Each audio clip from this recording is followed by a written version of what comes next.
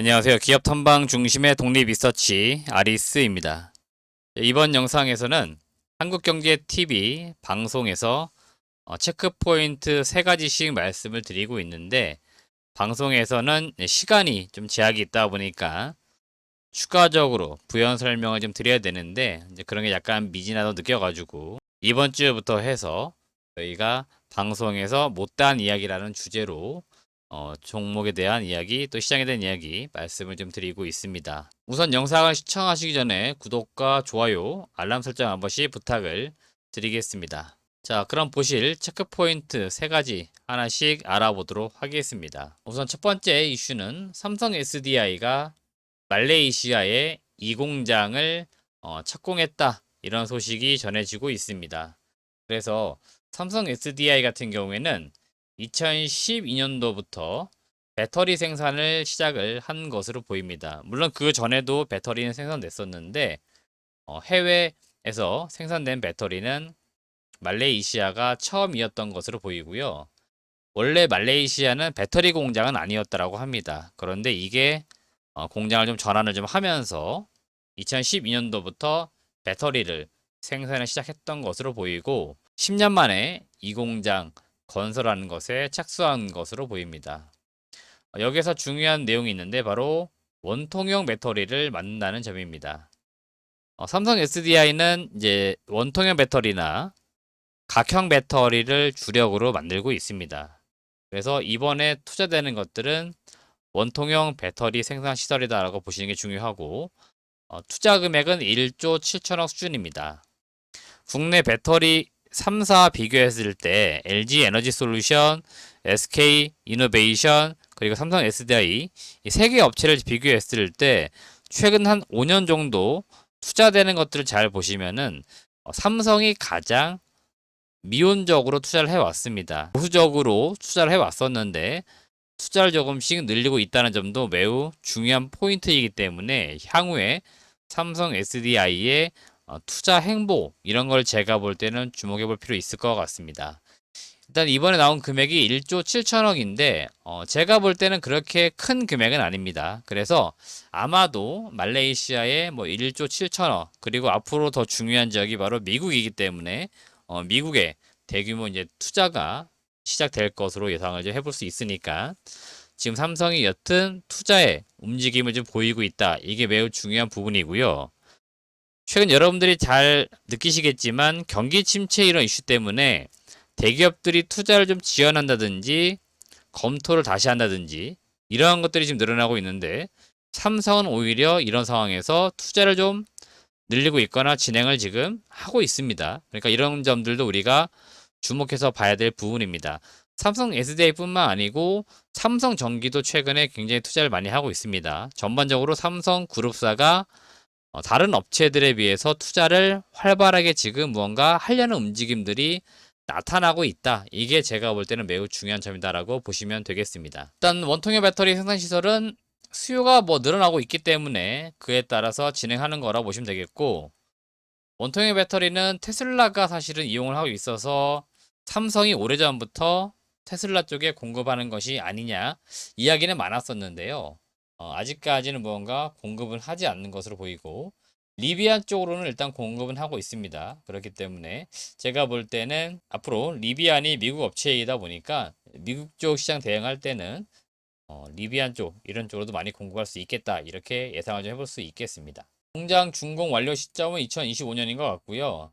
2024년부터 2170 배터리를 일단은 시생산할 것으로 보입니다. 그래서 이 생산 시점 잘 기억해 보시면 좋을 것 같습니다. 이거는 나중에 장비 업체들에게 영향을 주기 때문에 잘 기억해 보시면 좋을 것 같고, 단기적으로 볼 때 삼성 SDI 2분기 실적 발표가 7월 29일 금요일에 있을 예정입니다. 2분기 예상 실적은 매출액은 4조 6,700억, 영업이익은 4천억 정도 전망이 되고 있기 때문에 국내 배터리 3사들 중에서 실적 측면에서 볼 때는 SDI가 가장 우월하고 좋다, 이렇게 보시면 되겠습니다. 우선 삼성이 원통형 배터리 투자한다, 이런 이야기가 들려오다 보니까 당연히 관심을 가질 만한 기업들은 에코프로 BM, 부품사 중에서는 상신 EDP, TCC 스틸, 신흥 SEC 이런 기업들이 꼽히고 있습니다. 그래서 이런 기업들도 같이 수혜를 볼 수 있겠다 이렇게 보시면 되겠고, 삼성 SDI가 현지 공장 나갈 때 같이 나가는 부품 업체들이 있어요. 상신 EDP, 신흥 SEC 이런 기업들 잘 보시면 사업 보고서 사항에 잘 보시면 해외 진출에 있는 부분들이 있습니다. 해외 공장 위치들이 다 있는데 삼성 나가 있는 위치하고 거의 동일합니다. 그래서 이런 기업들 수혜를 본다라고 보시면 되겠고, 삼성 SDI의 말레이시아 2공장 장비 반입에 대한 예상 시점은 2023년이 될 것으로 보입니다. PNT, 필옵티스, 하나기술 이런 기업들이 삼성 SDI와 밸류체인을 형성하고 있는 기업들이에요. 그래서 이런 기업들은 아마도 배터리 생산 1년 전부터는 아마 납품하는 것들이 이야기가 되고 있을 겁니다. 그리고 수주도 나올 가능성이 높으니까 이런 기업들 수주를 한번 기대해 보셔도 좋겠습니다. 네, 두 번째 체크 포인트는 큰 틀에서 볼 때는 방산과 관련된 이슈라고 보시면 되는데, 지금 폴란드 정부랑 우리나라 정부가 이 방산 수출 관련돼서 지금 꾸준히 논의가 이루어지고 있고요. 우선 폴란드가 현대 로템의 K2 전차를 구매한다는 거 이미 언론 보도를 통해 가지고 많이 알려져 있습니다. 당초 계획했던 것들은 한 700대 정도를 수입한다 이런 이야기 나왔었는데, 최근 언론 보도상 보시면은 300대를 더 추가해 가지고 최대 1000대 정도의 K2 전차를 수입한다 이렇게 이야기가 나오고 있습니다. 금액으로 환산해 보니까 최소 한 17조 정도 되는 것으로 보이고요. 단일 무기 수출로는 역대 최대 규모라고 합니다. 이 현대 로템의 K2 이 전차는 일부 물량은 현지 공장에서 생산을 좀 하면서 기술도 함께 이전을 한다 이렇게 계획을 잡고 있고요. 구체적인 로드맵을 잘 보시면은 2024년까지 해서 180대 그리고 2030년까지 400대를 공급을 합니다. 이거는 국내 공장에서 만들어서 뭐 배에 실든지 또는 비행기에 실든지 해가지고 보낼 것으로 보이고요. 나머지 300대는 폴란드 현지 공장에서 생산하는 것으로 이야기가 되는 것으로 보입니다. 아마 요 내용은 27일, 7월 27일입니다. 정부와 방산업계는 지금 현대로템, 하나디펜스, 한국항공우주 이 세 개 업체가 참여할 것으로 보이는데, 폴란드 현지까지 날아가서 수출을 하기 위해서 MOU를 체결할 예정이라고 합니다. 실질적으로 MOU라고 하는 것들은 업무 협약이지만 거의 계약서에 사인한 것과 마찬가지의 또 효과를 좀 가질 것으로 시장에서는 예상을 하고 있습니다. 그래서 어떻게 보면은 국가 대 국가 간의 약속이기 때문에 이러한 것들이 깨질 이유는 없어 보이고요. 저도 몇 차례 언급을 여러 언론 매체에 말씀을 드렸는데, 러시아, 우크라이나 이 전쟁 때문에 특히나 동유럽 쪽에 있는 국가들, 이런 국가들이 방산 무기 수입에 상당히 지금 심혈을 기울이고 있고요. 그 전차라든지 뭐 장갑차 이런 것들을 들여오는 데 있어서 우리나라 업체를 지금 상당히 선호를 하고 있습니다. 독일이라든지 미국 쪽 전차보다 오히려 우리나라 전차나 장갑차가 가성비가 매우 우월하기 때문에 그런 측면에서 상당히 지금 선호를 좀 하고 있다라고 보시면 좋을 것 같고, 또 하나 중요한 부분은 어떤 거냐면은 이 방산이라고 하는 거는 한번 수출이 된 이후에는 유지보수 매출이나 이런 것도 많이 나옵니다. 그리고 한번 들어간 이후에는 장비나 이 무기를 잘 바꾸지 않습니다.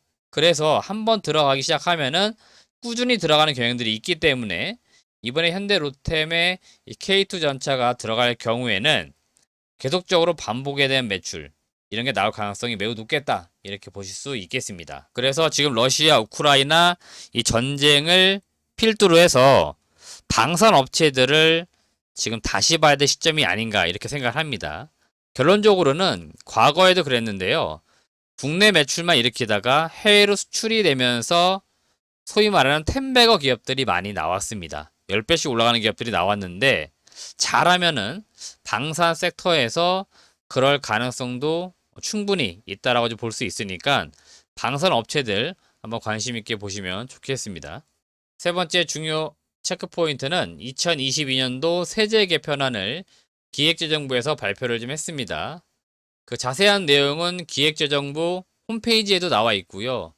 저희 네이버 아리스 카페에도 저희가 자료란에 올려놓았습니다. 그래서 스터디 자료란에 있으니까 한 번씩 다운받으셔가지고 읽어보셔도 좋겠습니다. 일단 중요하게 주식시장에 영향을 줄 수 있는 그 내용들만 발췌해서 보시게 되면은 첫 번째는 금융투자소득세 도입에 대한 어떤 계획을 2년 유예시킨 점입니다. 기존에는 2023년도에 도입하는 계획을 잡고 있었는데 이거를 2년 연장시켜가지고 2025년에 도입하는 것으로 변경한 것으로 보이고요. 두 번째 이슈는 국내 상장 주식의 양도소득세 이슈가 있습니다. 그리고 그 대주주 기준을 완화시켜준 부분인데 여기 보시면은 코스피는 1%, 코스닥은 2%, 코넥스는 4%, 이 지분을 가지고 있을 경우에 대주주로 지금까지는 부분을 지었는데요. 이 부분은 앞으로 삭제가 되었습니다. 그래서 지분율은 앞으로는 기준이 되는 게 아니고 코스피, 코스닥, 코넥스 할 거 없이 보유금액 10억 정도만 가지고 있어도 역시나 대주주로 분류를 했었는데 앞으로는 100억 이상 보유한 주주만 대주주로 기준을 변경을 좀 했다. 이렇게 보시면 되겠습니다. 그리고 이 대주주라고 하는 것들도 고액 주주로 좀 바뀐 것으로 보입니다.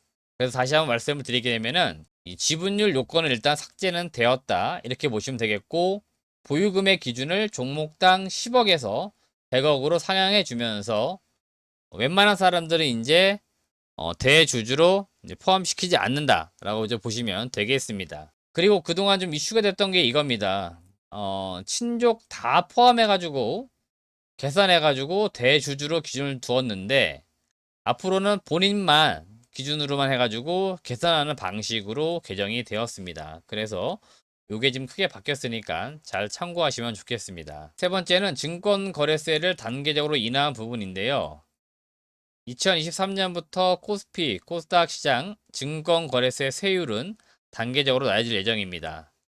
이번에 바뀐 사항은 제가 볼 때는 소액 주주들에게는 약간은 불리해진 측면은 있어요. 이게 증권거래세 자체가 폐지하는 방향으로 갔어야 했는데 이게 지금 안 되었기 때문에 일단은 제가 볼 때는 소액 주주들에게는 불리해졌다 이렇게 말씀을 드리는 거고요.